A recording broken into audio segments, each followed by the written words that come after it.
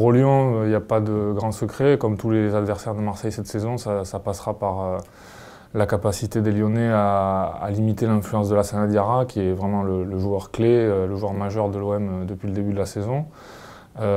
Aussi éviter de laisser trop d'espace derrière, puisque sur les côtés, notamment à Marseille, il y a deux joueurs très rapides avec Nkoudou et Sarr.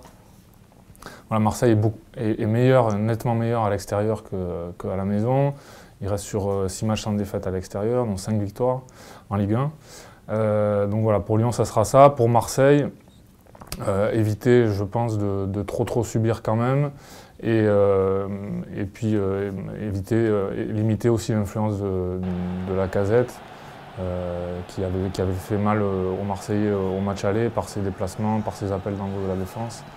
Voilà un petit peu les clés qui permettront aux deux équipes d'obtenir un bon résultat sur ce match.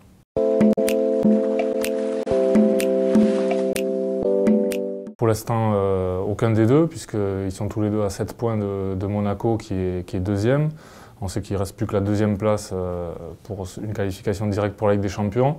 La troisième, via un tour préliminaire et un barrage que les clubs français ne passent plus ces dernières années. Donc ça sera très compliqué pour les deux.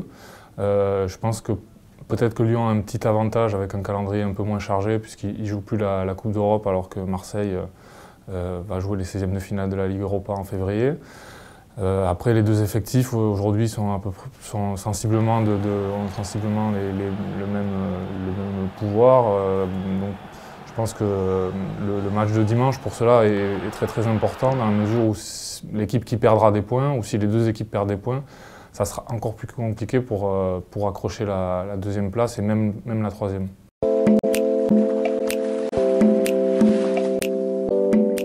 On peut parler de nouveaux classicos entre Lyon et Marseille, alors que c'est un terme qu'on utilise d'habitude pour les matchs PSG-OM, parce que c'est une rivalité qui a pris de l'ampleur ces dernières années, notamment la rivalité sportive, qui est devenue beaucoup plus prégnante depuis que le PSG a été racheté par le Qatar, puisqu'aujourd'hui c'est deux clubs qui se battent pour la même chose.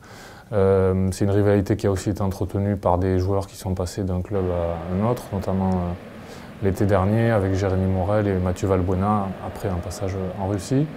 C'est aussi des matchs qui deviennent dans les tribunes un peu plus chauds que par le passé. On l'a vu au match aller, où l'atmosphère était très électrique même. Voilà, c'est pas mal d'ingrédients comme ça qui font que les Lyon-Marseille ou les Marseille-Lyon ressemblent de plus en plus à ce qu'on avait l'habitude de voir lors des classicos français.